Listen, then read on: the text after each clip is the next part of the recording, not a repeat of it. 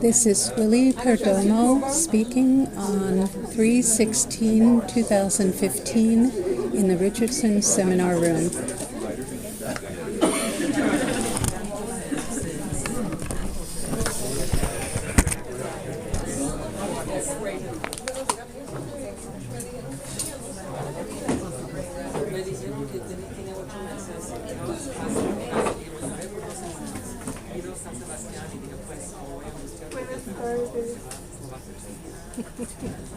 We may have other people coming in because I know that our guest visitor today is going to draw a lot of interest around the island, around the campus. But we're going to go ahead and start. Welcome. The reading today is being sponsored by the PhD program of the Department of English and by Malena, what is the name of the rep? The full name? Red de Proyectos Interdisciplinarios de la Humanidad. Yes, I should know that. They're very generous in helping us to fund the invitation of Willie Perdomo. I'm not going to give Willie Perdomo a long introduction. He's been here before, so he's practically family. You know, he has a new collection out, The Essential Hits of Shorty Bombo, that was recently a finalist for the National Book Critics Circle Award. It's a wonderful book, as you're going to hear. We have a couple of other events that Willie will be doing besides the reading that's taking place tonight. After the reading here, he's going to Libros AC in Santurce and Ponce de Leon. At 7:30, he'll be giving a reading there. So I hope that we can have a poetry caravan and just move from here over to Libros AC. Tomorrow at 4 o'clock in the same space, he's doing a taller, creative writing workshop. So please come back and participate in that. Okay? You don't need to be a writer necessarily to be here for that writing workshop. Who knows, you might get inspired by what goes on, be converted. But if you just want to come and observe the taller tomorrow, you're also very welcome. Okay? Is it going to be here? Yes, in the same room tomorrow at 4 o'clock. The taller of creative writing. Welcome everyone. This is Willie Perdomo, our good friend. Okay.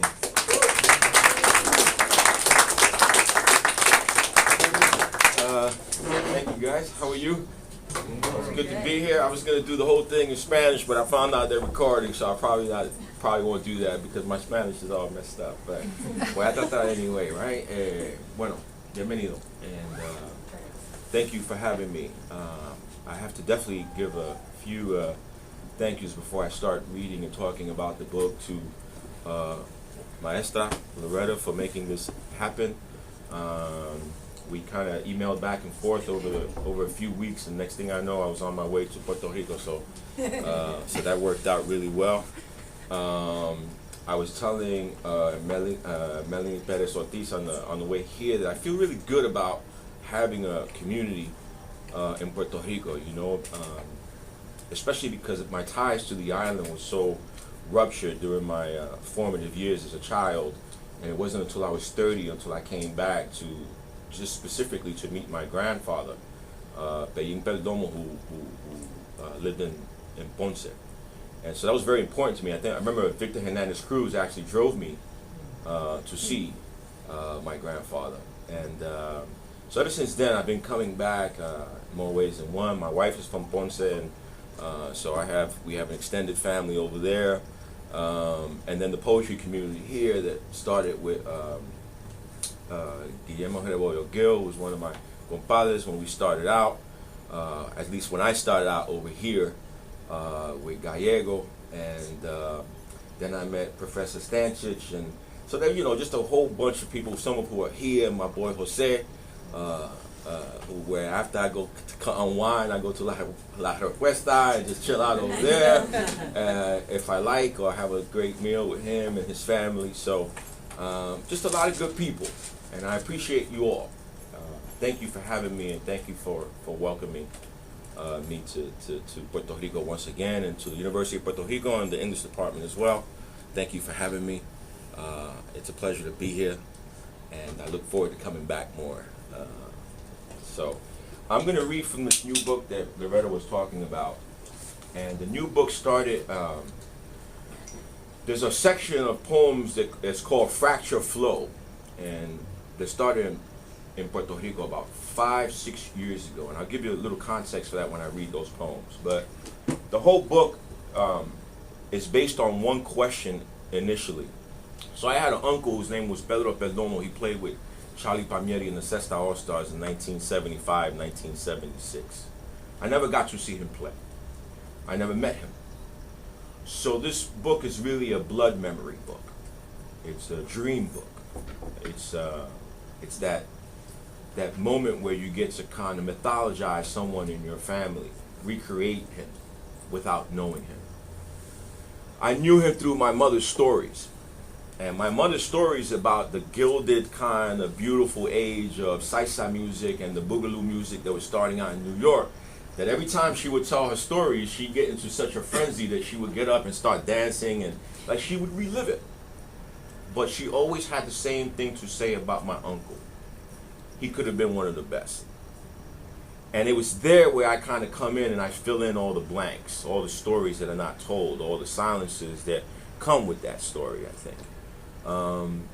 So it started when I was in grad school, and the book is sectionalized into 4 sections. The first one is called How I Came to My Name, where Shorty speaks to an unidentified poet. And everyone needs a guide on their way out. The premise here is that Shorty is dying. And as he's dying, he needs to kind of relay his story to someone, and it's the poet who's there to ask him the questions. The second one is called To Be With You. And in this section, another voice introduces itself, and it's the voice of Rose, who is a singer. And it's very like Shorty's muse, basically. The third one is called Fracture Flow, and that's the Puerto Rico segment, where it's all written from the second person point of view. It's all Shorty. And then the last is his elegy, which is called The Birth of Shorty Bong Bong. And all the voices try to converge. It's been a difficult book to read from because in many ways it's kind of a fractured narrative along the way. So for me to pull out 1 or 2 parts and not give it context so you feel the whole thing, it's a book that I think really has to be more read than heard at this point. So I'll read some selections from the first section. I'll read some selections from each section, really, and then I'll take some questions and we can have a conversation. Okay? All right. So this is called How I Came to My Name. The epigram is taken from a poet, Marcos Rodriguez Fresi, right? And it's called Listen, That First of All. How I Came to My Name. Palmieri points his first finger straight at my heart and says, you. Shorty bong bong, blem blem, bip bap. Don't squeeze too hard. This ain't rehearsal. Don't go promoting half-truth. Reap assassin-like. Pretend your neck is cuffed and booked, sold, then shipped. Play lyric, not ink. Do thread, not pocket. Go reel to reel, double muscle, cuero y alma. Don't ask for a thing. Don't flinch. Stop only in heart stops, and when you feel like it's on the money, jump. So the birth of Shorty Bong Bong, take number 1. So the poet tries to step in, and the book is very much about the writing process as much as I think it is about the music, because the poet tries to write the same poem 7 different times. And if you're a writer, you've been there. When you try to write that first poem, it doesn't come out right, and you try to write it again and again and again. So that's the situation that the poet is in. And he's unidentified. He's just referred to as poet. The birth of Shorty Bong Bong, take number 1. If you want to argue why we keep pointing to Saisa for glue, for true federation, check out the Kingdom Hall of Dance. Everyone yelling yes, yes, yes. No one shooting back. When a pair of eyes meet on a bandstand, all the dreamers start talking in history tones. Faded, trimmed, breaking night into revelation, ready to globalize social clubs. How did Shorty play it again? Like his birth certificate was lost forever. Best to leave impurities to diamonds, forget the way batteries go dead, bury all the masters until a later date. Too late to use your fingers. Just listen. Listen to the coro. They'll let you know when the page is blank between you and your grave. This is called How Cool Was I? One of the things that I noticed when I was reading interviews with congueros, where they were nasty. They had a lot of bravado. They were like, oh, yeah, I remember I played with him in the Palladium and I tore him up, you know, and they would just be really aggressive in the interviews, the language they use. So Shorty has a little bit of that. It's called How Cool Was I? So cool that I chased God like he was on the run. So cool that my fingers were chopped off, paraded bloody down the avenue, and I still monkey wrenched the black note, duffel bagged the flamboyant, Mozambiqued it until roosters cried sunlight and eggs. So cool that when Puerto heard my speed, I made him bite his tongue. I'm saying, I made the Mambo King bleed. So cool that St. Paul's used to open after hours so I could practice my undersong and unpitch my city ears. So cool that with closed palm, heel to toe, note on the beam, I cleared the brush and stars went mute without me. So we move into... He's pretty cool, right? They were nasty in these interviews. They were like, you know, I think, yeah, anyway, so here's Dear Shorty. So here's now Rose and Shorty. It's the second section, To Be With You. He's totally in love with Rose, but Rose is not having it. She refuses to be kind of romanticized, right? So let me give you a segment of her voice.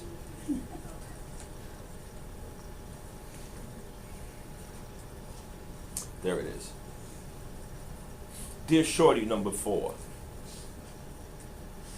And if you saw me falling, what would you yell from the great street? What is all this shit you talk about when you talk about love? This zoo bang, this fun house, could be swing, could be slide, this ball, this diesel. What is this thing you call curing sickness? Tell me, if you feature or go first, what good is reason to the last set? When you read the stains at the bottom of my coffee cup, be careful. You might feel more like a monster than a tree, and what looks like a monster is really a tree. If I had a license, you might say true. You might say that all the beautiful discoveries usually come late to the party.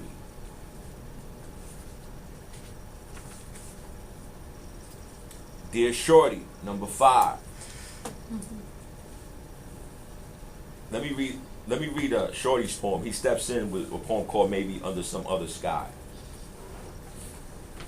Ask me, poet, did I love her? Breast against bristle, penny eyes. I loved Rose the way fours exchange blows, the way fractures need islands, the way we tremble in the glow of dead-ass truth. You wanted to stay awake just to see the end with her. Guardian, gladiator, and goon, skeleton to ash. Speak, dead. Forget always. Ask me again. Did I love her? With holy mouth and hard hand, I play like I say. Yes. Yes, I did. Dear Shorty, number 5. You might want to cover his ears for this one. Fuck with me, and now you good. And I will give you passage on layaway.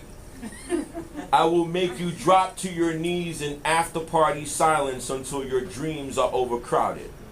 I will be the mosquito in your eye at last glance. Make you scream in your sleep until the lyrics on my lips turn to ice, until your last whereabouts are so unknown that each fig will be put to rest and your heart can't find a corner to stand on. She's nasty, yo, right? Rose is no joke. Okay, so now we go into Fractured Flow, and the premise is that Shorty comes to Puerto Rico to do a set, to play. And these poems really started one night, Professor Stanchich and I went to see the symphony do Handel's Messiah. Remember that? Yeah. And we were in a car, and we were crossing Avenida Kennedy at the junction of Santurce, Avenida Kennedy, and there was another intersection there by a gas station. Yeah, something like that. Junco, Pedro. Fernando Junco. Sí, Fernando Junco, gracias. Right. So we were right there. So here we are in this car, about to go see Handel's Messiah at the symphony. And this young sister comes up to the car, and she has a Burger King cup. And she's with child. She's not well. And it just broke my heart. I could not reconcile the fact that the range of my experience as a Puerto Rican man on this island or in the mainland, that was the range between that girl and all the people who were singing Handel's Messiah. That's who we are. So there's not just one monolithic Puerto Rican at that point. That I know. So I left, and I was on the plane, and I wrote like 5 poems straight, because that's what happens when you get moved that way. And I wrote the poems, I published them, but I couldn't find a body, a book, a frame for them. And I finally found it here. So I'll read some selections from there. It's called Fractured Flow, but the whole series is called Have It Your Way. Combo. Number 1, official business. I won't read all of them, I'll just read a few of them. Blunt, lit, gaze ahead, puff waves, and wait. El Morro, your castle. The weed so good that you swear that La Niña is on the horizon. You say, F it, last set, time to bug out. When Columbus steps ashore, you call him Negrito. You say, take off the brim, lose the doublet, get rid of the girdle. It's hot, bro.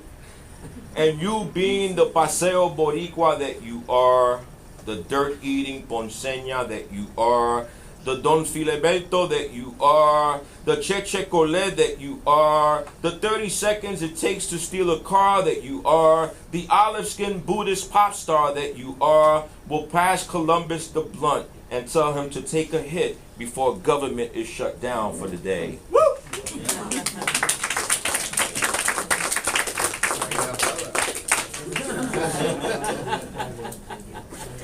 This one is called Feliz Navidad. This is actually based on that one image that I talked about at the beginning of this section. At the most notorious intersection in Santurce, Anacaona sits under a palm tree and picks sarcoma off her cheeks. When she spots your taxi cab, she dips a sloppy open back to outside turn and breaks into a rumba of jingle bells. She presses a supersized Burger King cup against your window. Her eyes are spook hollow. Her habit trimester big. Crocodile tears beg epidemic chip-ins. The Turistico eats a red light, silences you back to creation. And before you can leave him a tip, he opens a decima. When Forseo stops lying to paradise, when paradise says enough no mas, land goes free, blood black, And brother, you just ain't ready for that kind of noise.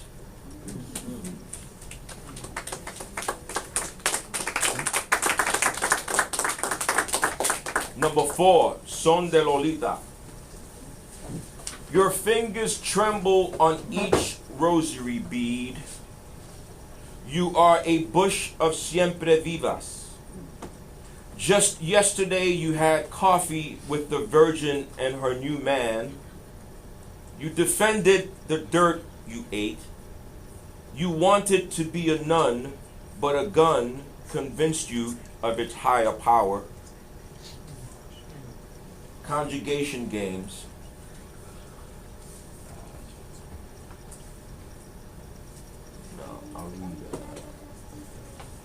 I read Plaza Las Delicias, 7. If you had to smuggle a score out of Egypt, the password would be Ponce.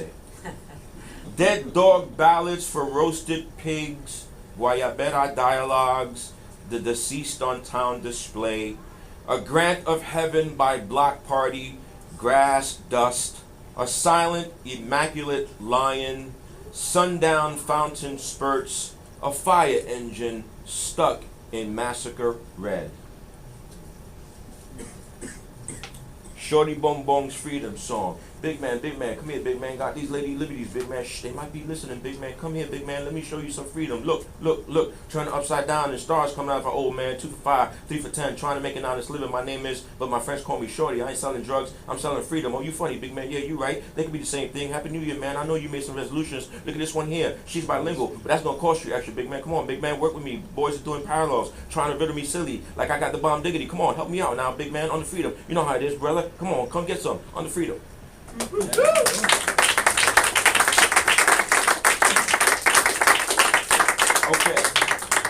so this is the last section, and this is when they all try to kind of converge, and he's on his way out, he's dying, and they all try to get in on it. It's like a jam session. And I'll read side A, side B, and then that last poem that the poet tries to write, the birth of Shorty Bong Bong, final take. You switch to a velvet booth, a short-circuited tombstone solo wears a cosmopolitan smirk.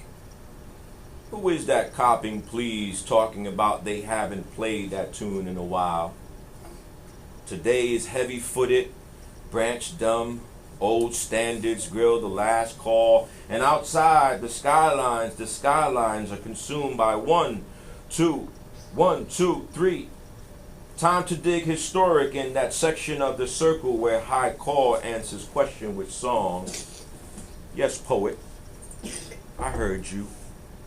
And then what happened to Shorty Bong Bong? He gave his last breath to Viejo San Juan. Is it true what they say about Shorty Bong Bong? No bird sells his wings, no sonero his song. Or read me those poems about Shorty Bong Bong. He buried his drum in La Plaza Colón. Or tell me what happened to Shorty Bong Bong. He lost his jum jum in Viejo San Juan.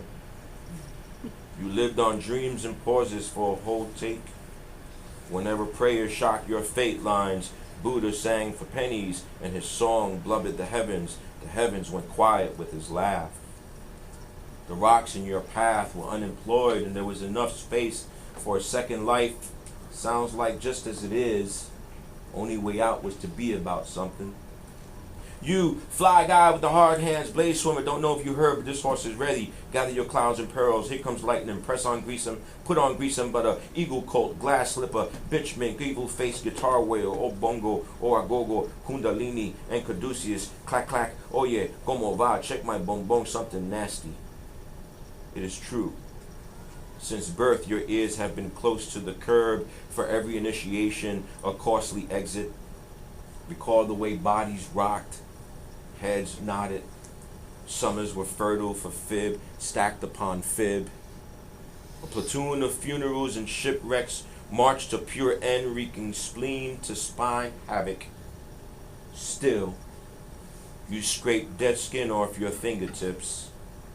All those hot beats, and not one to go home with. You tarn the fence and mesmerize sin, sneak attack and crossfire. Oh no voice, you dead flower. Before you go, grab my cowbell. My clave can divide by 3 and conquer by twilight. Oh clave, go, combust bleachers, warrior call, thug trichel, hang from my neck and party all night long. I'll read side B tonight at the bookstore, so if you want to hear it, come to the bookstore. All right, the birth of Shorty Bone Bone, final take. Drum, the ground and the zero. Drum, the quake in the earth. Drum, the 1 and the 2. Drum, the death and the birth. Drum, the hang and the cancan. Drum, the bomb and the bomba. Drum, the cha and the cha-cha. Drum, the rumba rumbiao. Drum, the tumba tumbao. Drum, the dong and the ding. Drum, the pop and the smooth. Drum, the cry and the croon. Drum, the black and the hole. Drum, the sand and the time. Drum, the bend and the pitch. Drum, the reason the rhyme. Drum, the sugar the trade. Drum, the slap and the silly. Drum, the song in the belly. Drum, the moose in the call. Drum, glissando. Drum, glissando. Drum, you. Thank you.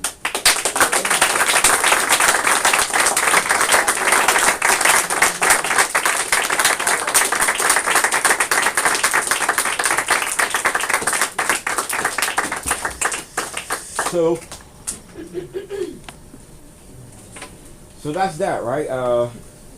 There's just a few poems from there that I read, and there's others that kind of go and complement the other poems that I read. But this is a good time to kind of talk about it and have a discussion, a Q&A. I know there's some students here, and I know some fellow transplants and from New York and Queens, and so. National Book Critic Circle Award recently, yeah. So the ceremony was this past week. So my oldest son said, "Damn, you know, it's too bad you lost." I'm like, "I didn't lose. She won." You know what I'm saying? Like I didn't lose. You know. Yeah. It was good. It was an honor. It was an honor. So because the books get read by reviewers and critics, and they never hear you read these poems out loud. So the relationship is between them and the book. And I think that's key. I think it's important to distinguish that the relationships, when a poet reads out loud, this is a community here. This is a public proposition. This is we're together here. The poem that you write alone by yourself when no one is looking, that's very much that I proposition. That's private. And sometimes you hope you get a mix of the two, that those things kind of reconcile.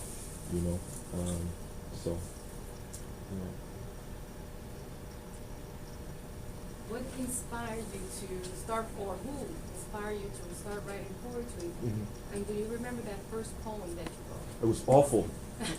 It was awful. In fact, I came with my mentor to the award ceremony, my family, and I had known him since I was in 8th grade, 9th grade.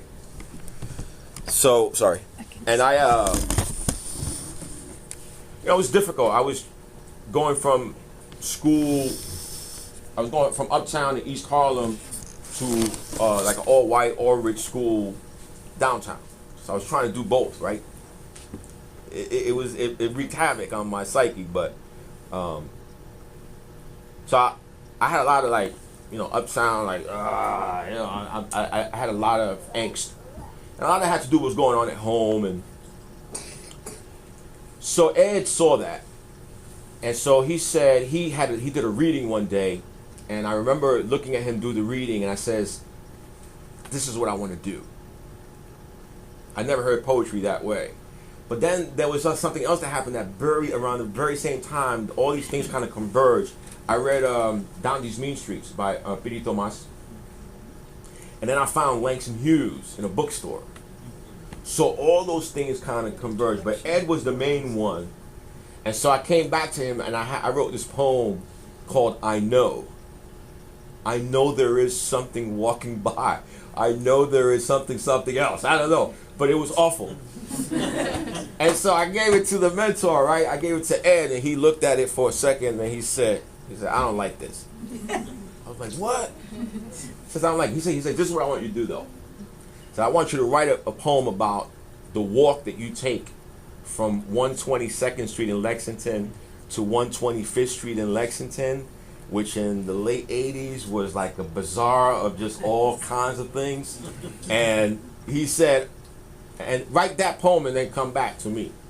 So of course I go home, I write this poem called El Barrio, I come back, I give him the poem, he looks at the imagery, he looks at the sound, he says, I like this poem. He says, I was like, all right, good, you know. So what he was telling me basically was that the poetry is right in front of me. The poetry is right on Lexington Avenue. All you have to do is listen. All you have to do is watch. All you have to do is taste. You know, like it's all there. So he gave me he opened the gate for that. And that's when I started reading. Because the next thing he did as a mentor was he gave me books. And then the next thing he did was give me music. So my apprenticeship was starting. I didn't even know it. And so that's how those early poems started. Yeah. Hi, how are you? Good. How are you? Awesome. Good. How I came to my name, for me personally, is just, there's so much truth for me, whatever that necessarily means, especially in the last, that sense of not flinching. Yeah. And also, and you mentioned the I proposition. When in your process of writing, creating, of being, would you say, and this is something perhaps that hasn't happened yet, and if it does, if you could just share how you put your trust so much in the words or in the sound, or what you just said right now about the young woman with the cup. When do you feel, if you can just elaborate a bit on that sense of not flinching, of trying to like quell down that heaviness in the gut, you know? Yeah. So if you can just elaborate a bit on that. Yeah, that's a great question. I think this particular book, what happened was that I started thinking about an audience, right? And what happens is that when you start reading aloud too many times, you always know that there's an audience out there waiting for your poetry. And they might be expecting your poetry to be a certain way all the time. And that's when you start falling into a trap, because you won't take a detour. You won't take that risk that needs to be taken. So one of the things that I was conscious about was not reading the poems aloud too much, if at all. Most of the Puerto Rico poems had already been read out for the most part. But the other ones were me just having as much fun as I could have. Fun is important. It's really important to have a sense of play, I think, when you're in that creation mode, you know. It's important not to be able to say, look, you're trying to write a sestina, but the poem is really calling for a sonnet. That imposition, you have to make room for. It's going to make its way anyway. You're trying to write something that really happened, where really what you're talking about is a dream that you once had. That imposition needs to be made allowance for, you know. And so at that point, that fearlessness takes over, and you're not worried about how people are going to receive it. You're not worried about somebody who's probably read your first two books probably not getting it right away. They might have to work a little bit more at this point. You're not worried about using 3 different voices. You know what I mean? Those are the things you stop worrying about, and that's what makes the process that much more fulfilling, I think. You know, then you stop flinching. You know, you stop writing as if you're kind of rehearsing all the time. You know, so okay, I'll go this way, and then I'll go that way. Well, the poem you wrote about that poem where you said when you invited, Shorty or whoever was the speaker invited Columbus to take off his girdle and just let him. I love that you made the distinction that it wasn't me and it's Shorty, though. Thank you.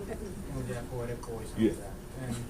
And then, you know, I don't know why, but it reminded me of some parody lyrics I've heard of La Borinqueña. Ah. La parte dice cuando sus playas bajo Colón exclamó lleno de admiración o whatever, bla bla bla, and dice cuando a sus playas llegó Colón salió un bichote y lo asesinó. Ah. And I don't know why, it just strikes me so odd that that there you have this point, you know, invited a the long dead father of colonialism and slavery to, you know, let his hair down and chill in the beach, you know, maybe in the Marriott that used to be the Yukon Plaza at someone. You know, you already know what happens, so I'm not gonna go too much into it. Right.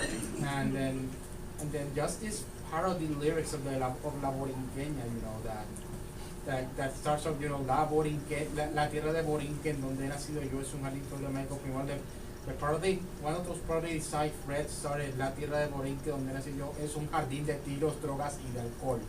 And it just strikes me, you know, as these two very, I don't know what to call it, but it's just, you know, spitting on the face of all those pretty fine and idealistic, you know, notions of, you know, Puerto Rican history and, you know, Caribbean history, or New World history, you know, this, our hemisphere of the world. The story began with Columbus, and no, there was already history going on for thousands of years before the little Italian who set foot in here. Oh wow, you're pretty angry about this, are you? No, well look, I mean, I think again, like anytime you start to mythologize, you start also to play with history a little bit as well, you know, and that's part of it. That's a big part of it, and whether you want to stay true to the fact or not, that's totally up to the poet or the speaker, as you say, in that moment. I just love when he's having this hallucination and he thinks Columbus lands and he invokes Pedro Pietri, where he says to be called love is to be called Negrito, and he calls Columbus Negrito in that moment, you know? Like that's what I'm thinking about Pedro at that moment. So, yeah. Over here, and then I go to the back row. I want to get some personal feedback as I was listening to you read the poems. It transcended me back to the 70s. And the connection between the book and where I was transcended, it connected. So I felt the language. I said to myself, this language is real. Because it transcended me to a point in time when I was in the college student body in City College in Colorado. And we had this activity going on, and we said, who are we going to invite? And people said, hey, let's invite Palmiro. I said, which one, Eddie or Charlie? And we said, we get down to Charlie. Well, let's get going with that. As I'm listening to the story, these poems, and I was listening in my own head to the stories and to my story back then, I said to myself, this is connecting me to that time. Even though I'm living now in 2015, it hasn't changed as far as the beauty of the land as a Latina. As a Latina from New York, New Jersey, Puerto Rico, that it all connects no matter if it's back then or it's today. And this language here connects it, you know, and I appreciate it. That's personal feedback. Whether it matters to you or not. Thank you, brother. It matters a whole lot. I think, you know, my father, one of the things I discovered about my father when our relationship started to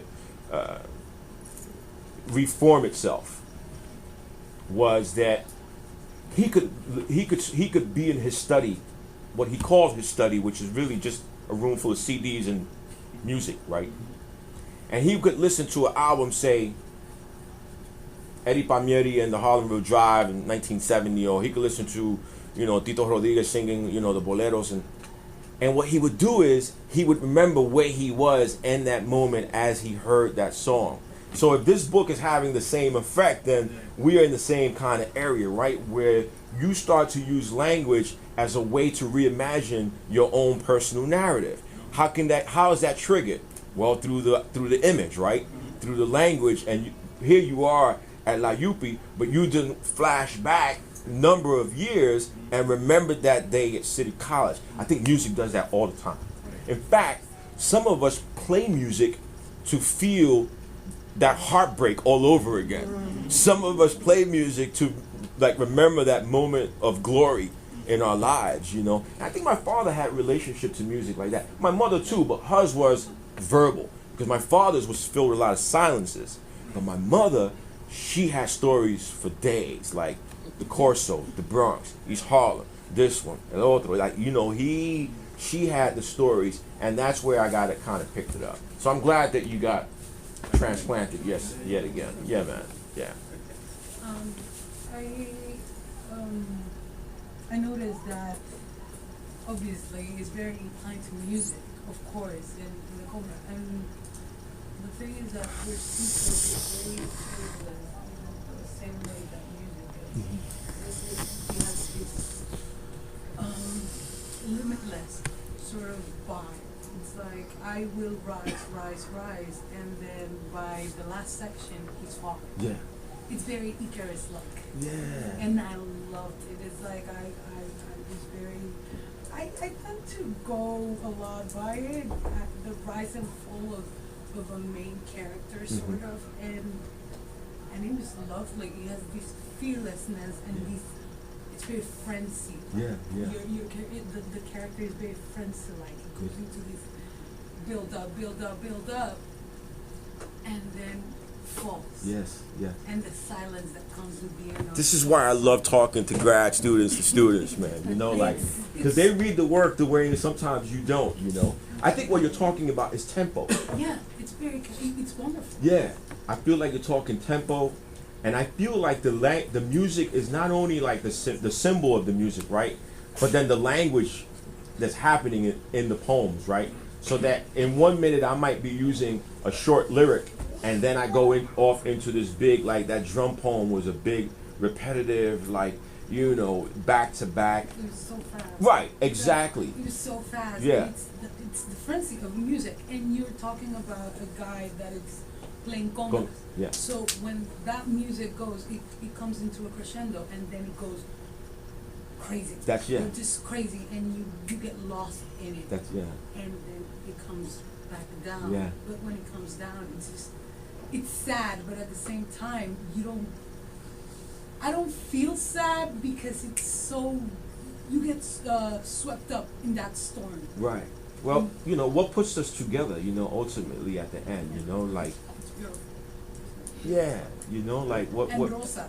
Yeah, right, yeah. She's a badass. She's a badass. I like her. I'll cut I like you. her a lot. I'll cut you.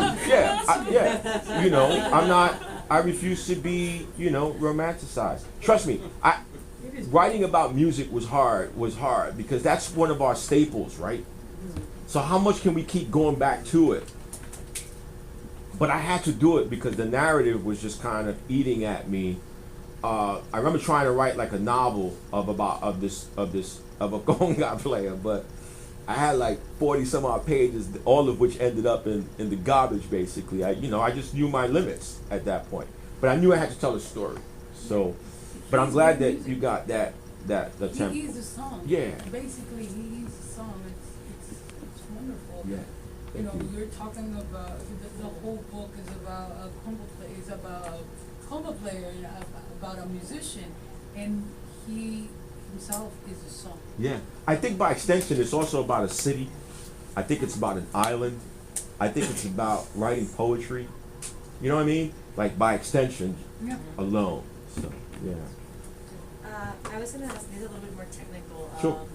So I just really wanted, if you could elaborate more on how do you find the perfect balance in the narrative and the spoken word? Like how have you dwelled in that, like to find something equally powerful in both ways? Like for example, it's obvious that this is very musically oriented, but not a lot of people can deduct that by when you read it, right? So like how do you transmit that the same way that you're thinking about it, when you want them to read it, how do you put that into?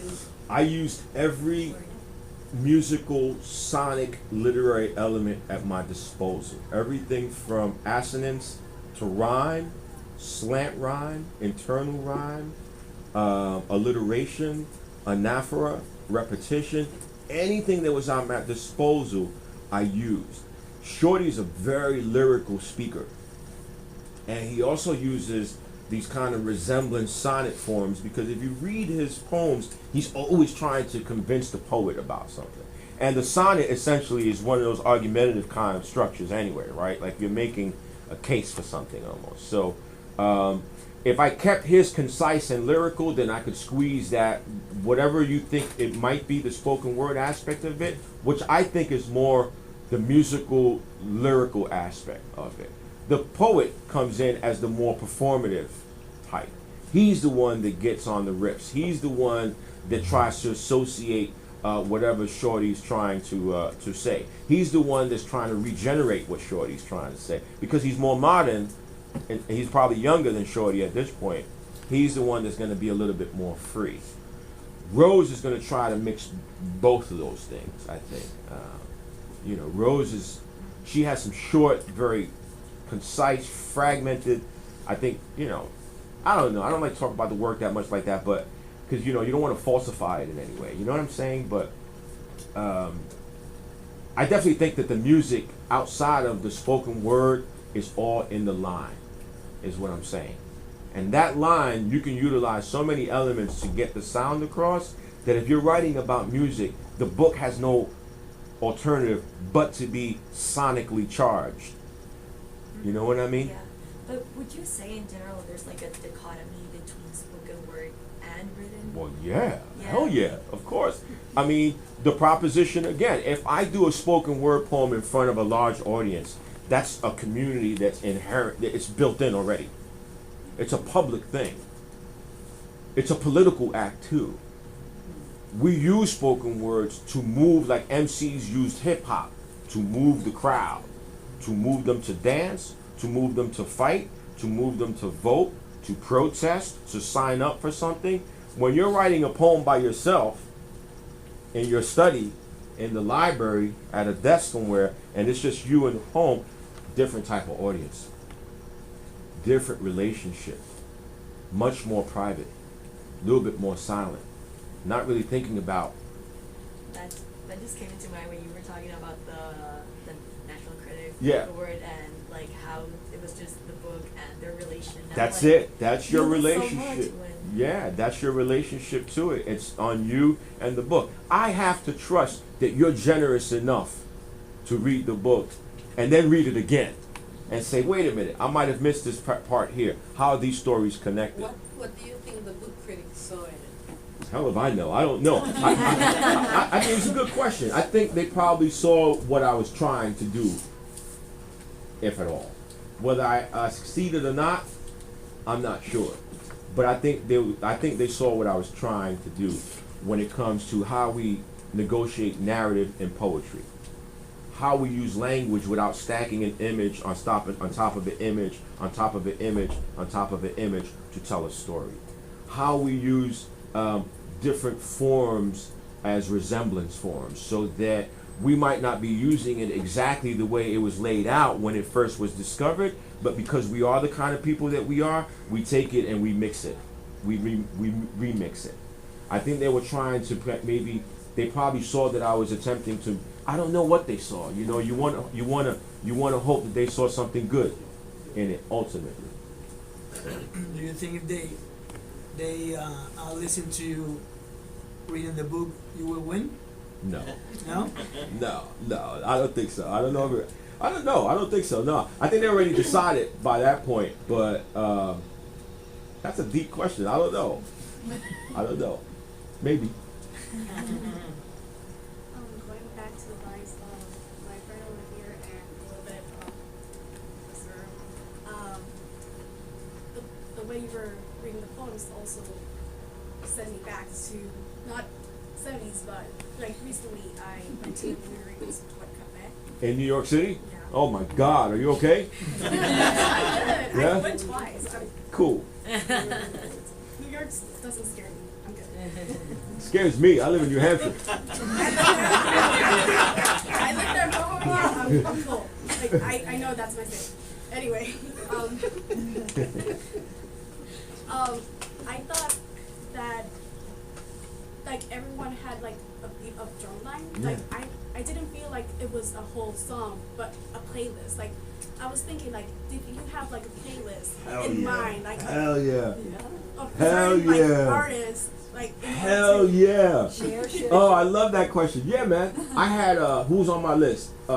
Charlie Palmieri, Sesta All Stars Volume 1 and 2. Ray Barretto, Hard Hands. Ray Barretto, Acid. Ray Barretto, Together. Who else I had? I had the battle between Ray Barretto and Mongo. I had I read Sule Greg Wilson. I read interviews with Jose Mangual Jr., who used to play for Hector Lavoe. I read interviews with Pacheco. I read poems about music. I read, so the playlist was extensive. Musically, it was all 70s, lots of boogaloo music too, you know, because I used to fall asleep to it when I was a kid, you know.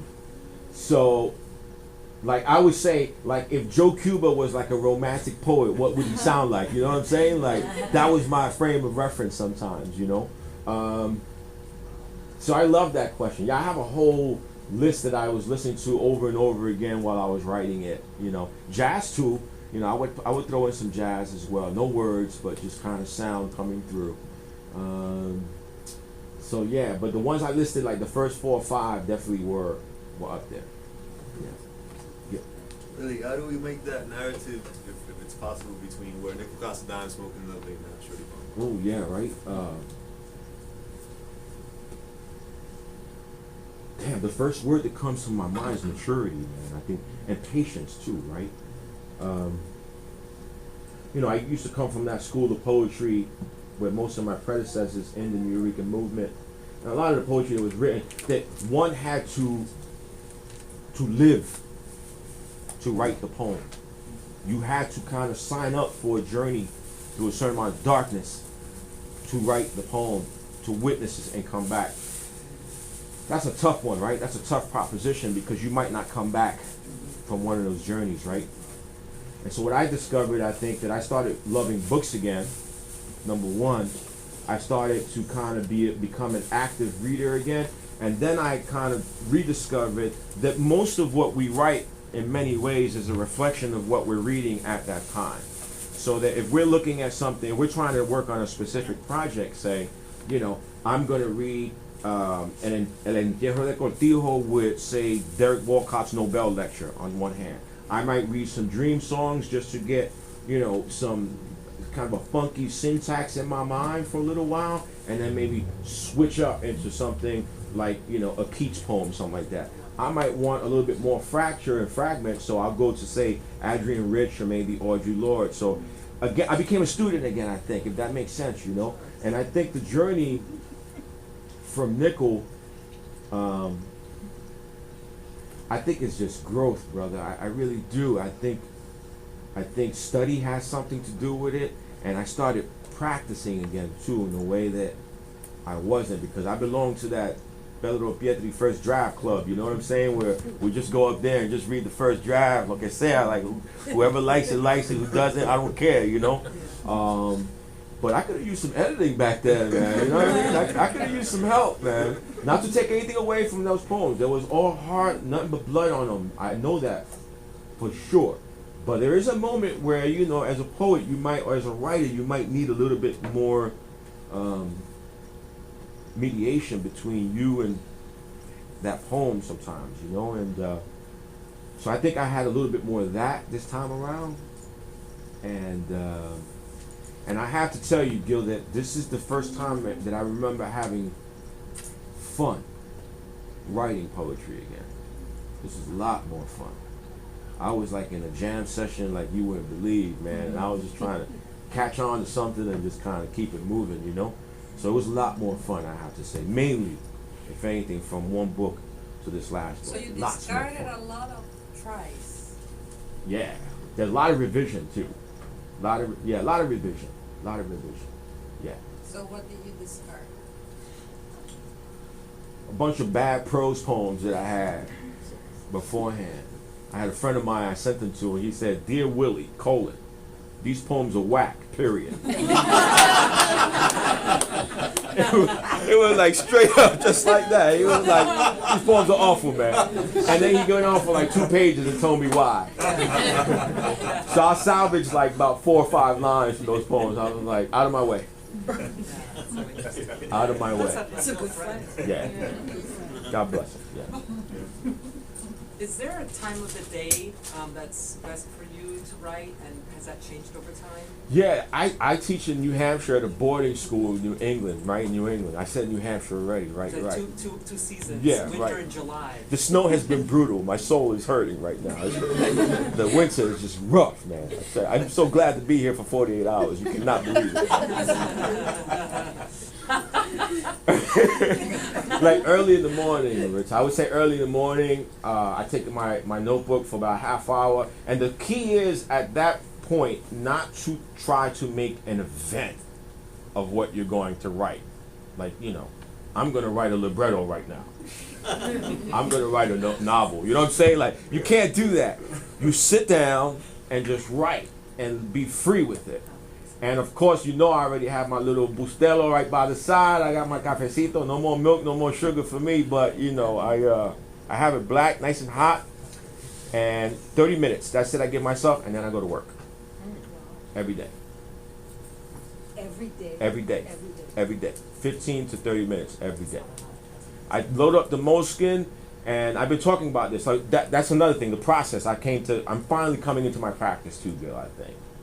So I take an 80-page Moleskine notebook. The short one's about as big as my book, and at the end of it, I just start reading it, and I see what's kind of hiding between the lines there. So Yeah. longhand. Yeah, always longhand, and then I go for it. Yeah.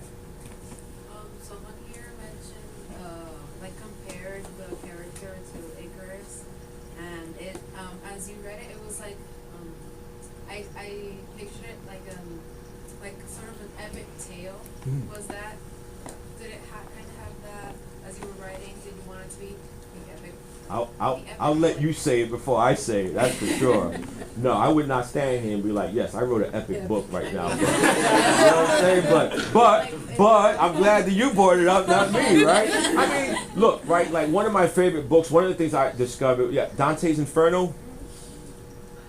And one of the things I love about Dante's Inferno is that there's levels where he actually gets to talk to the dead, right?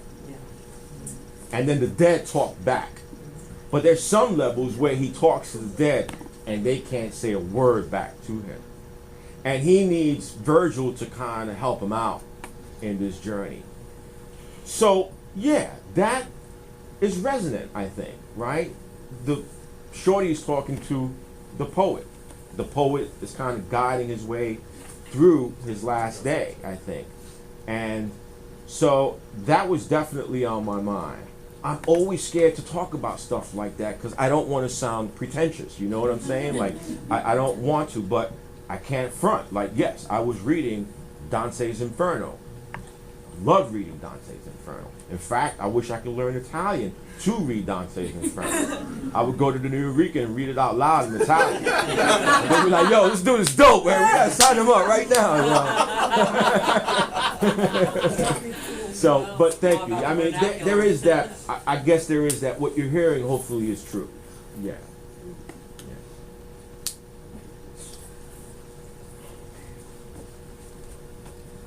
I am not a student. And in terms, That's a scary preface right there. That's upon hearing you and thinking of New York City, what is your appraisal of what New York City is culturally, starting with the fact that you mentioned that you do not live in New York City? Is New York City culturally stimulating? Is New York City a metropolis by itself and different from the rest of the United States? And if so, how do you relate to New York City? As a poet, do you see yourself as a North American poet? Do you see yourself as a minority, a citizen and poet? And how do you position yourself culturally and in relation to New York City? And as a Puerto Rican. Yeah, Puerto Rican poet, no doubt. I mean, I'm a Caribbean poet, no doubt. I'm a New York City poet, no doubt, right? Like, no doubt. Black poet, no doubt. Like, I'm a role like that, right? New York as a metropolis right now is something that I'm missing. I think more about New York now than ever because I live in New Hampshire. Trust me, man, I'm looking at those leaves fall and I'm waiting for the poem to come, but it's just not coming, man. You know what I'm saying? Like, the leaf looks really nice falling and I get the cascade and all that, but something else is just missing, right? And what's missing is those long walks that I was telling you guys about. So the other day I was in New York I was in New York last week, and I walked from 68th Street, Hunter College, to 128th Street in Lexington, right?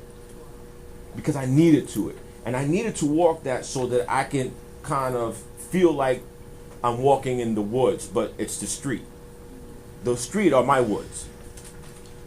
The way I connect to the sound, the way I connect to the imagery, the way I connect to my sense of awareness is something that comes up in, I think, in the poetry as well. Feeling the ground under my feet is very important. Not that I can't do it in New Hampshire, but I do it a little bit more easily I think in New York City. But here's where I'm starting to miss New York the most. When I took this walk, I only bumped into one person that I knew, which means that my neighborhood as I know it is technically a ghost town. There's no one left. Is it gentrification? Right. Because of gentrification, the imposition of commerce, rezoning, all of it. So now you ask me about this question, and it's like the Latin American writers. When the island country is no longer there, what do? You make it up. So now my city becomes something that is not necessarily fabricated, but recreated through a reimagination of it.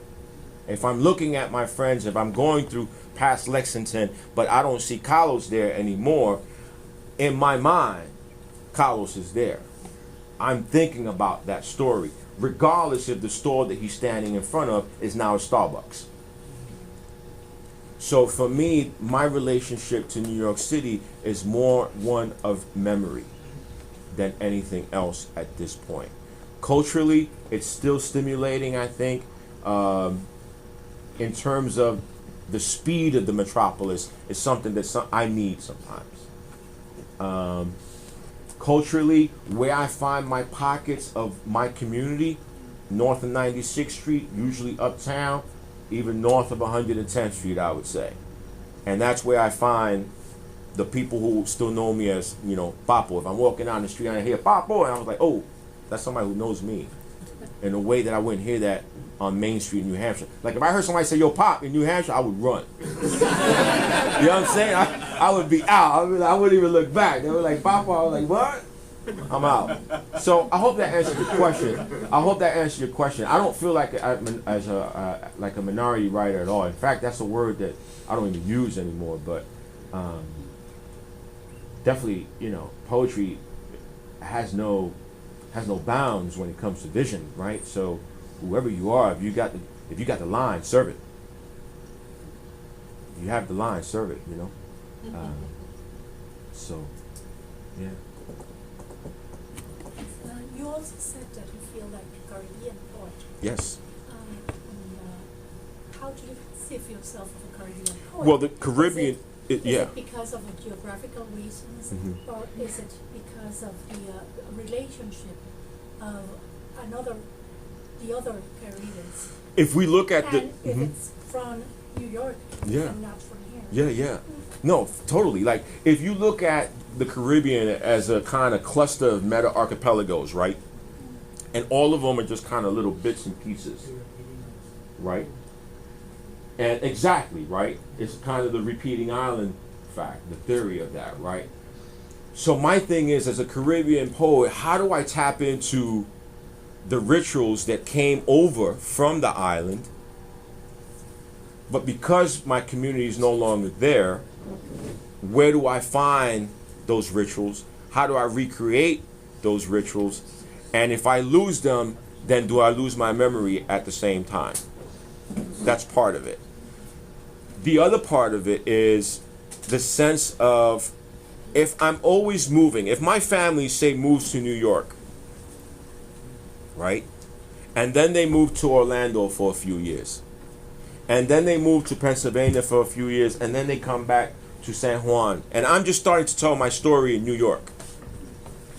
How do I capture up to the story in the rest of the movement? That's part of it. So that what happens is the narrative is no longer a linear narrative. Now the narrative is kind of broken. It's almost like something that's fallen to the floor, and you love it so much that you're going to try with all your love, basically, like Walcott says, to put it back together.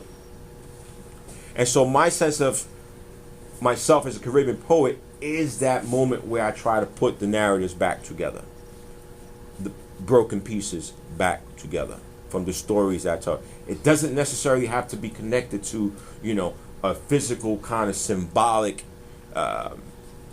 image of, say, an island, but it's more of a psychic kind of attempt to keep what's missing together. And that's how I feel my look at myself as a Caribbean poet.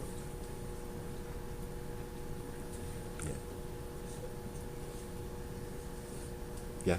Okay. Earlier you talked about revision. Yeah. What's that process like for you?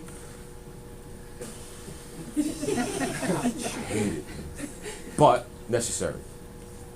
Necessary. The hardest part of revising is letting go of that dope line. That one line that you say, I can't, this sounds good, I can't get rid of it, but it gotta go. It has to go. So I think that's the hardest part of the revision. And then, you know, if in a book like that, like where does this one poem go? If I had them in the first section, or someone is telling me, look, you know, you might want to think about including this in the part where the Puerto Rico poems play out, and I have to look at it again. I said, all right, cool. So you have to be open, you have to be fearless, and you have to be relentless in your approach, I think, to revision. You can't hold on too tight. That's what Charlie tells him. Don't hold on, don't squeeze too tight. Can't squeeze too tight. Is there a point where you just go, I mean, without, there's a point, but to you, like, when do you just decide that it's not gonna work? That, you know, revision turns into this, like... Yeah, that's a great question. I think when you're ready to just kind of leave it alone and you have to just let it sit for, you know, months, years, or whatever, and just kind of...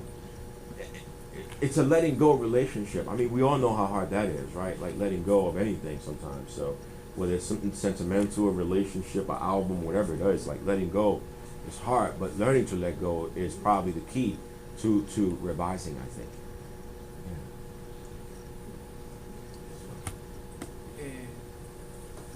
You mentioned Pedro Pietri.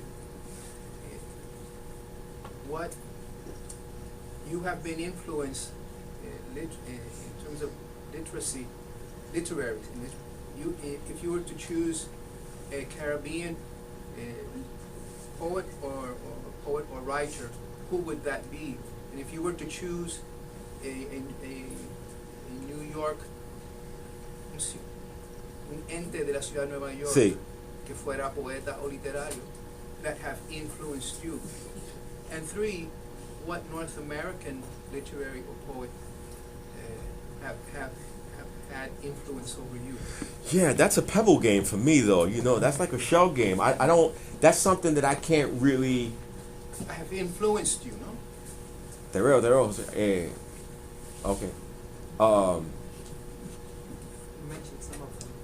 I did mention a few of them, but again, I never want to single any one poet out, because I always think that list changes every day, you know?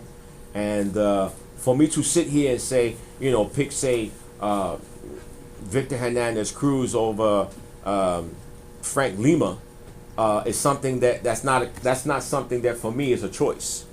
For me to say, you know, I'm gonna pick Derek Walcott over, you know, Rita Dove. Again, that's not a choice that I feel like I need to make on any given day, because you have to be ready for the fluidity of influence in the writing process.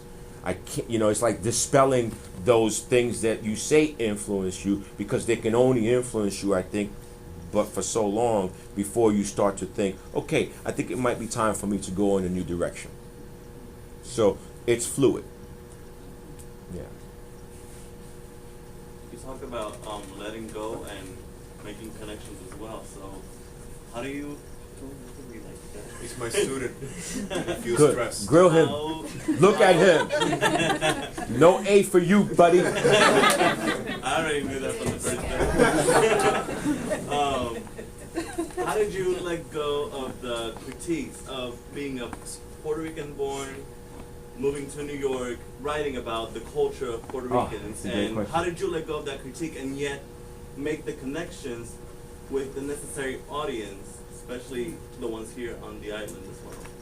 Damn, that's a great question. You ever have a radio in front of you and there's a station that you really want to listen to, but there's like mad static on it, and you have to kind of move it one way, move it the other way, just kind of move it through the window? It's like that, man. It's like it's like, you know what I mean? It's like trying to just kind of write the right frequency. If I just turn it just a little bit, and I got it right there, I'm good right now. And then you step away from it.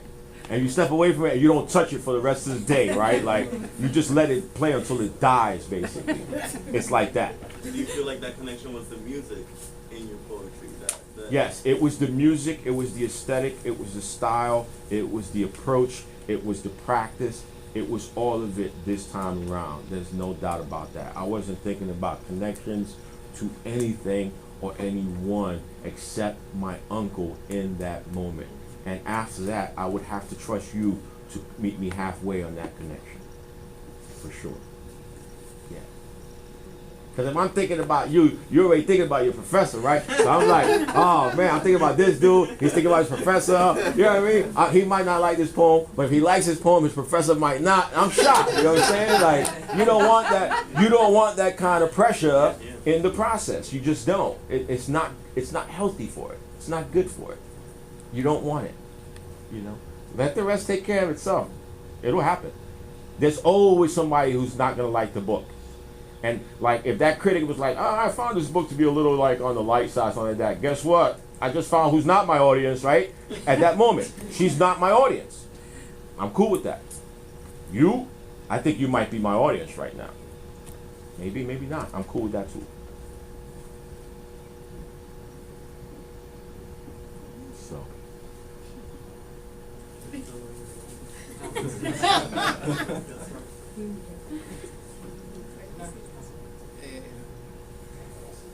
You made me think. In your writing, I don't know how many books you've published. Do you write for yourself, or do you find that you are writing, trying to communicate to a specific audience? I think I touched on this, but I think for this specific book, my primary audience would have to be my uncle. That's the one I'm kind of writing to in that moment. Maybe my mom. I mean, look, my father read the book and he said, I didn't read any of the poems. Love the end notes though. You know what I mean? So guess what? Someone else just found a new relationship with the book. It's not the poetry anymore.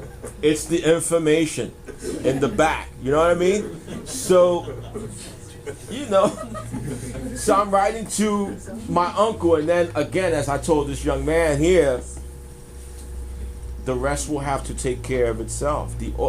It's like Toni Morrison said during the keynote at the award. There's always a reader out there who's just waiting for you. There's a reader out there waiting for you. And you need to trust that. Because there's like 5 others who are saying, I don't understand this book is awful, I can't get into this book, the entry points were so difficult, but there's always one reader out there who's like, I got it. Totally got it. I count on that reader. I know he or she is out there somewhere.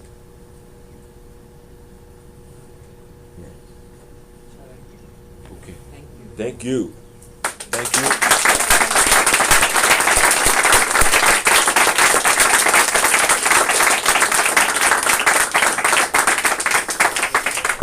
Thanks again, you guys.